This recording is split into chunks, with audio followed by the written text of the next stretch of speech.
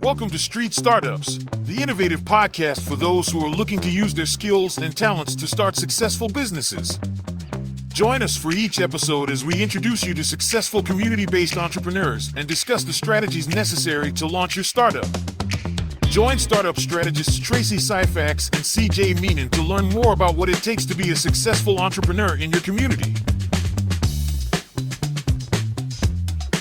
Hello, everybody. Welcome back to another exciting episode of Street Startups. I'm here, as always, with my partner, Tracey Syfax. How are you, partner? Good to see you. Oh, but listen, it's always good to see you, my man. Another week, and we are super excited to be here once again on Street Startups. Once again, CJ, every single week we have these conversations with these entrepreneurs, and we say it all the time. There is no better amazing story you'll hear than an entrepreneur's journey. So today we have my man Craig Mitchell on, and you're going to hear an amazing story. You're going to hear a story of resilience. You're going to hear a story of redemption. You're going to hear a story of courage. I mean, everything that it takes to be an entrepreneur, you will basically hear in Craig's story. So without further ado, I want to bring to the Street Startup Podcast today, my man Craig Mitchell. Craig, introduce yourself to the public. How you doing? My name is Craig Mitchell. I'm from Trenton, New Jersey, 47 years old. I'm a personal trainer. I'm a mobile personal trainer. My brand name is Little Dreams, Big Dreams Entertainment. I travel New Jersey. I go outside New Jersey too, but mostly I'm in New Jersey. I'm traveling. I go house to house, gym to gym. I've been doing this for 12 years now. Successfully 6 years, going hard. What else? It's not a walk in the park. It's not a walk. It's a lot that come with it, with the getting people to believe in you. First of all, believing in yourself. That's the thing. If you don't believe in yourself, you ain't gonna get nobody believing you. So first of all, believe in yourself. Living by example, by eating right, doing what I gotta do to show people what they gotta do. It's a journey, but it's a good journey.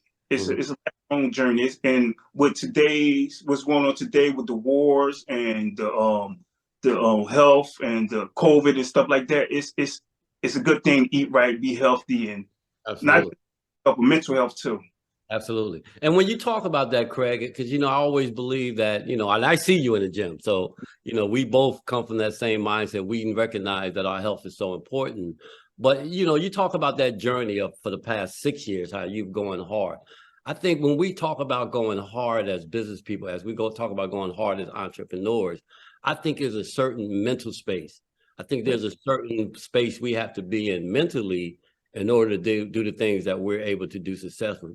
Why don't you talk a little bit about your mental, Craig? How do you, and when how'd you get started? Because, your story is a huge story. It's a story definitely of resilience, of how you started, how you made a decision to change your life, and how you got to where you are now. So let's talk a little bit about that. My story is how I started. I ain't even say, I'm just gonna start from the bottom. How I got into this working out period. I was incarcerated. My son's mom, she left me during my incarceration. I was stressed out and everything, started doing push-ups. That led to doing push-ups till I came home. Then I came home, I still doing push-ups. I started, people seeing me looking good and everything. Then I start training people. That started leading them on the right way. But let me recap. As I was training people, when I came home, I had a bad drinking problem. I had a bad drink problem. So I was training people, saving lives, but I was dying. I was dying. So that sounds crazy and everything, but that's what was happening to me. I was saving lives, but I was drowning and everything. So happened. I prayed, kept my faith, prayed. And so it happened 5 years ago, I woke up and I ain't had the taste of a drink again. I woke up, the drinking was over. So that's why I say 12 years good and 6 years and 5 years just getting started. It's like I'm just 5 years ago, because before I was drinking, I was saving lives, but I was drowning. And people didn't know that because I kept the so-called the materialistic stuff, the clothes, I had a car and all that stuff, but I kept all that looking good. Actually, I needed a hug. And they kept that going and everything. Just so happened, me praying, with the help of praying, the help of me believing, I woke up one morning and it was over with. 5 years ago, it was over. November the 29th will be 5 years. I've been alcohol free, no cigarettes, and not to brag, no NA, no AA, no going back to jail. I did this all off of faith. And That's amazing. No, and, that's and a it, that's an amazing story, and I really believe, our faith, Craig, our faith could take us a long way. So, your story is so remarkable. How you just woke up one morning, just say, listen, I'm done. You know what I mean? I'm going to put my foot down, and you haven't looked back since then. So I applaud you on that journey, because it's definitely a remarkable journey. yes. CJ? That's great, Craig. Wow, what a powerful story. My mind is spinning with all the accomplishments. I love how you're not afraid to say, hey, look, I had to pray about this. I had to turn this over to God and say, help me, right? Because I've been there myself. And boy, it's a powerful moment when it happens. I also love the similarities between what you're talking about in terms of getting physical health, physically healthy and mentally healthy, but then also how we have to stay healthy as entrepreneurs, right? Like, Yes. there's some things we have to admit that we can't do as entrepreneurs, right? Like maybe you're not good at finance, maybe you're not good at sales, maybe you're not good at whatever the function is.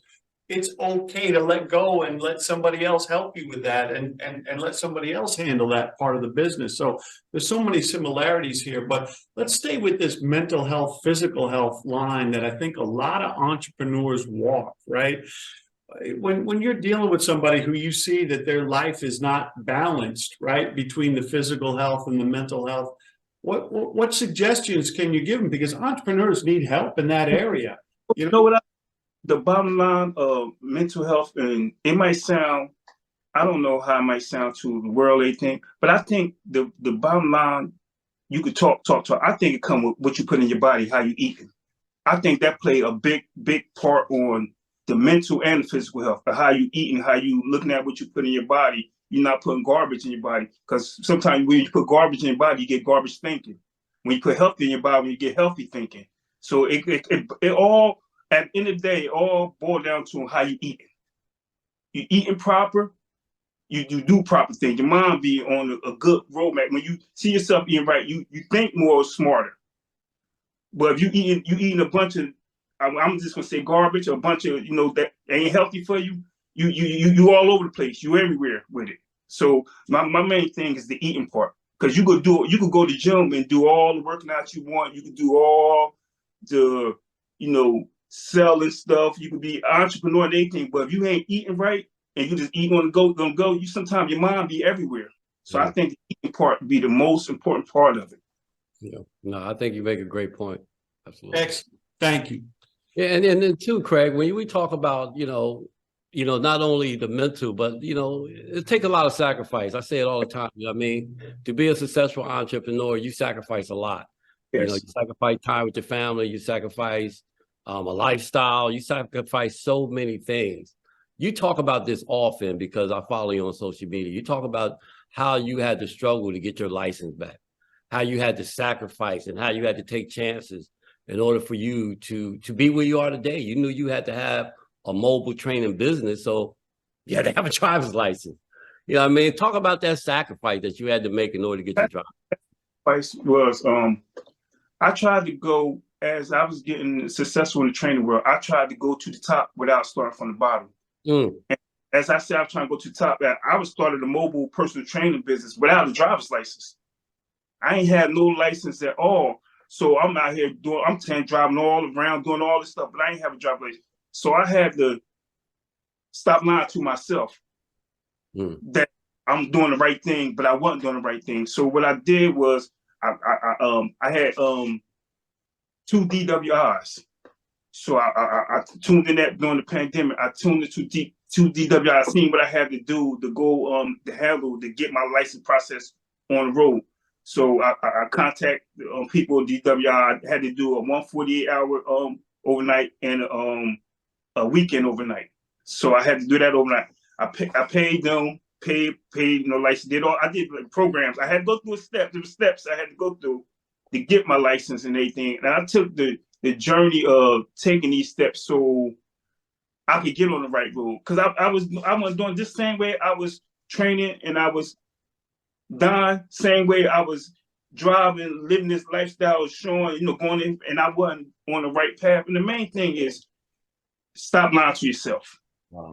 When you lie to yourself, you don't get nowhere, because you know when it get quiet and the lights go off and everything, you know what's really going on.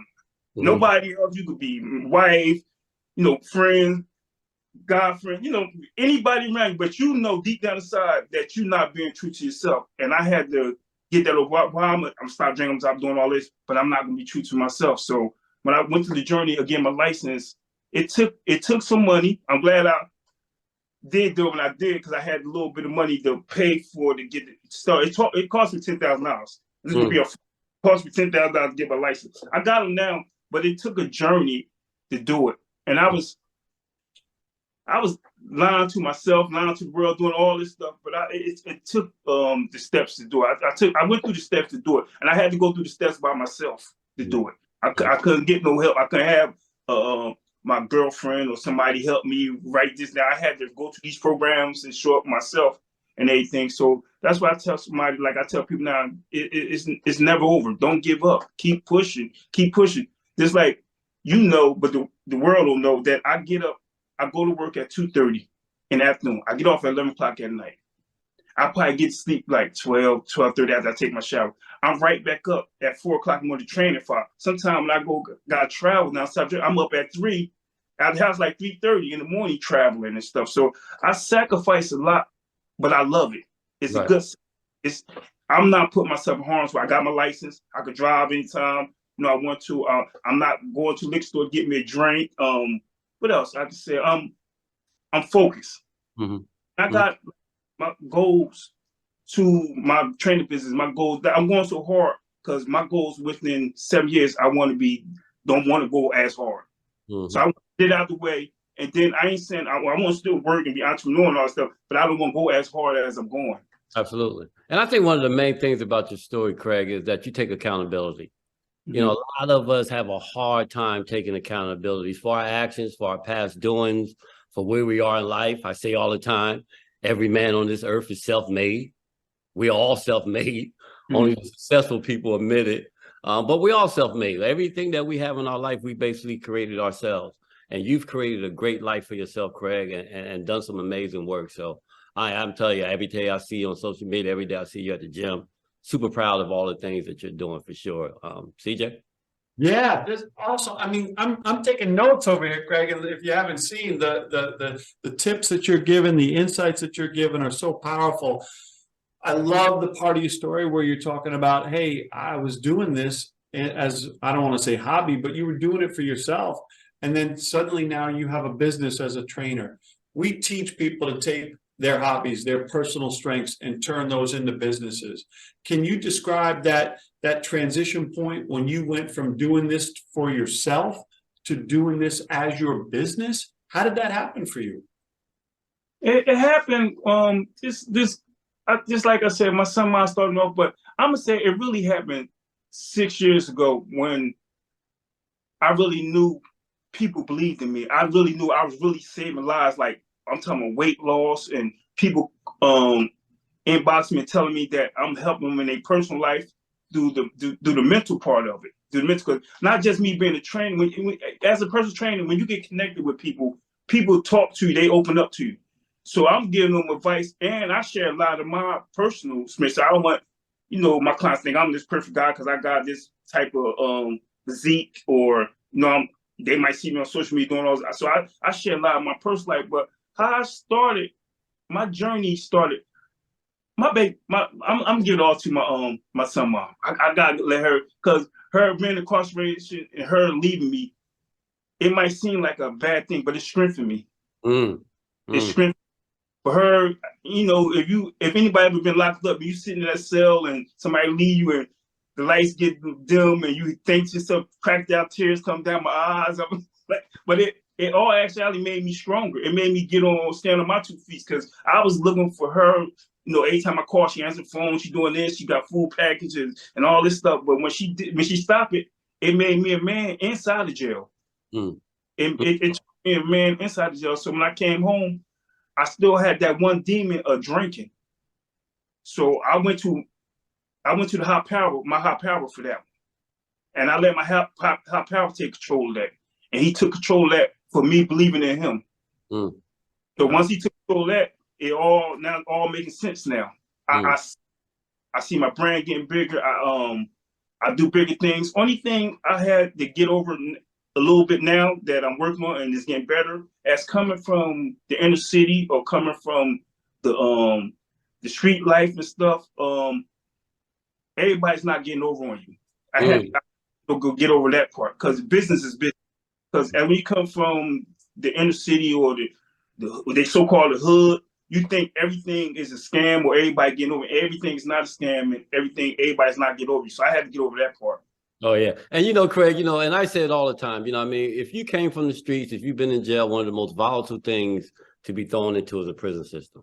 Yes. And you have to keep your head on a swivel. One of the most volatile things to do is to stand on the corner and sell drugs. You deal with crack addicts, heroin addicts, police, the stick-up man, your uncle, and you're dealing with so many different things. But I really believe that experience, those things we learned, that intuition that we have when we say, okay, let me really look at this person to make sure this person is not trying to get over on me. That's not a bad thing. That's not a bad thing, but I think it's just a matter of how you harness that, how you analyze everything, because when you're in the streets, that's what you have to do. Yes. I mean, so just turning it around and saying, I have to be the same way in business. And everybody in the streets wasn't out to get me neither, but I always recognized that I had to have that intuition with me. And listen, I think it's something that we carry with us. I think it's something that we can use to be successful in the business world. CJ? Right. Well, fellas, we've reached that point where, we got to wrap it up. And I'm sorry we got there, right? I'm sorry we did, but we can always continue this conversation at another time, Craig, if that works for you. We'd love to have you come back. So please keep us in mind. Tracey, why don't you take us out with the final word? Well, I think the final word, CJ, and I think Craig hit on this all night, is accountability. I mean, you cannot go somewhere in life until you first take a look in the mirror. Take a look at yourself, see where you've come from, see the things that you have contributed to your success or failures, and then take accountability before them and take account and just say, listen, this is what I had to go through. This is what I know I did. How do I go from point A to point B now and be successful in life? I think Craig has demonstrated that in his ability to rise above his circumstances, not only dealing with substance abuse, not only coming from jail, but just having that ability to pull himself up. So great story, Craig. Keep doing what you're doing. Great to have you. I knew the night was going to be amazing, man. Listen, I'll see you in the gym most likely. So peace, bro. Hey, nice meeting you. Nice meeting you, CJ. Craig, now, Craig, before you go, how can our listeners who are off the couch and get healthy, how can they find you? They want to use this. My Facebook is Craig Mitchell. My IG is GGGAIRC. Look at that on my Instagram page, and that's how you get in contact with me. Excellent. Thank you so much, Craig. Thank you, Tracey. And to all our listeners, remember, as Tracey said, stay accountable. And we will see you next time on Street Startups. Peace. We're taking it to the streets, from New York to California. Be sure to tune in for the next episode of Street Startups Podcast and visit us at streetstartups.live.